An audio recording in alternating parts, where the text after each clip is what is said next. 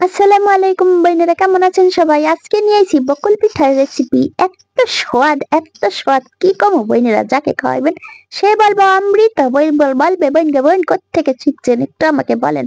এত অমৃত স্বাদ, একবার খাইলে আপনি এর স্বাদ ভুলতে পারবেন না।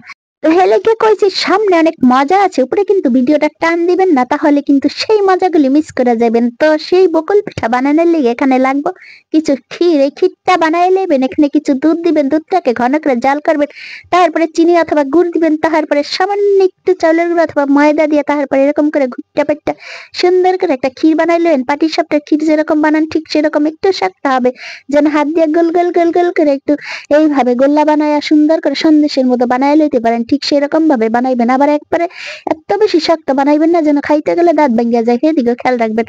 তো ক্ষীরটা বানানো হয়ে গেছে, এখানে এখানে ক্ষীরটা বকুল পিঠা বানানোর লেগে ব্যাটার তৈরি করে নেবো। এর লিগে দিয়ে দিলাম 1 কাপ ময়দার। এখানে আপনারা শুধু সরাসরি ময়দা নিলে পারেন, আর যদি হাতের কাছে চালের গুঁড়া থাকে তাহলে একটু সামান্য চালের গুঁড়া দিয়ে দিবেন। আমি এখানে চালের গুঁড়ার পরিমাণটা কম দিচ্ছি আর ময়দার পরিমাণটা বেশি দিচ্ছি। তারপর একটু লবণ দিয়ে এটাকে সুন্দর করে গোটায় পেটায় এইভাবে একটা পাতলা করে লেয়ার তৈরি করতে হবে। আবার এত বেশি পাতলা করবেন না, দিলে ছড়ায় বেড়ায় যায়। তো খেয়াল রাখবেন ওই যে একটু ঘন পাতলার মাঝামাঝি। তারপর একটা ফ্রাই প্যানে তেল দিয়ে তারপর তেলটাকে একটু গরম করে নেবেন। তারপর ওই যে দেখাইছিলাম সন্দেশ কেমনে বানাইবেন, এই যে দেখেন হাতে একটু সামান্য তেল ভরায় তারপর সন্দেশটা বানায় তারপর এই বেটারের মধ্যে দিয়ে একটা চামচ দিয়ে সুন্দর করে এইভাবে উঠাইয়া তেলটা গরম হলে তেলের মধ্যে সুন্দর করে ছাড়িয়ে দিবেন। দেখবেন সুন্দর করে ফুলের মতো ফুটতে থাকবে বকুল পিঠা। তাই এইভাবে একটা করে দিবেন, একটা করে উঠাবেন, একটা করে দিবেন, একটা করে এইভাবে ফালাইবেন। সুন্দর করে দিমু আর উঠামো। এটা কিন্তু অত সুন্দর করে বেশি করে লাল লাল করবেন, এরকম হালকা গোল্ডেন করবেন, হালকা গোল্ডেন, বুঝছেন নি?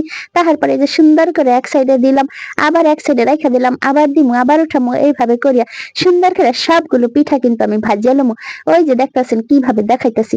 তো এইভাবে সুন্দর করে পিঠাগুলো কিন্তু আমার ভাজা হয়ে গেছে, এই যে সুন্দর সুন্দর বকুল পিঠা বকুল ফুলের মতো। তো এখন এখানে একটা শিরা বানাইলো, মহিলিগা দিয়ে দিচ্ছি এখানে 2 কাপ পানি। এখানে দিয়ে দেবো 2 কাপ পানির মধ্যে আধা কাপ চিনি। চিনিটা যে যার পরিমাণ মতো দিয়ে নেবেন, মিষ্টি বাড়ায় কমায় দিতে পারেন।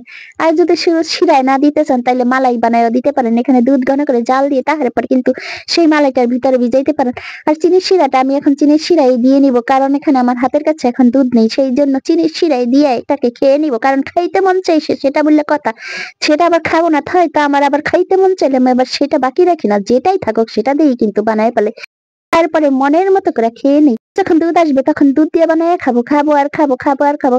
তো কি বোনেরা বলছিলাম না, সামনে অনেক মজা আছে। এই যে দেখছেন মজার পিঠাগুলো হয়ে গেছে, রসে ভরা, ভিতরে ক্ষীর, বাহিরে রস, কি মজার মজা কন তো বোনেরা। সব কথা কি সত্য কইছি না মিথ্যা কইছি? তো বোনের এখন গোপন কথা শিখাই দিই, যখন আপনার মেহমানরা আপনার কাছে রেসিপি জানতে চাইবে তখন টুস করে বোনের ভিডিওটা কিন্তু শেয়ার করে দিয়া করবেন, এইবার নেন বানান আর খান। আর এইদিকে দেখেন আমার কালু বৈশাখ হইতাছে, আমার মা এত শশা নিজেই খায়, আমারে দেয় নাই।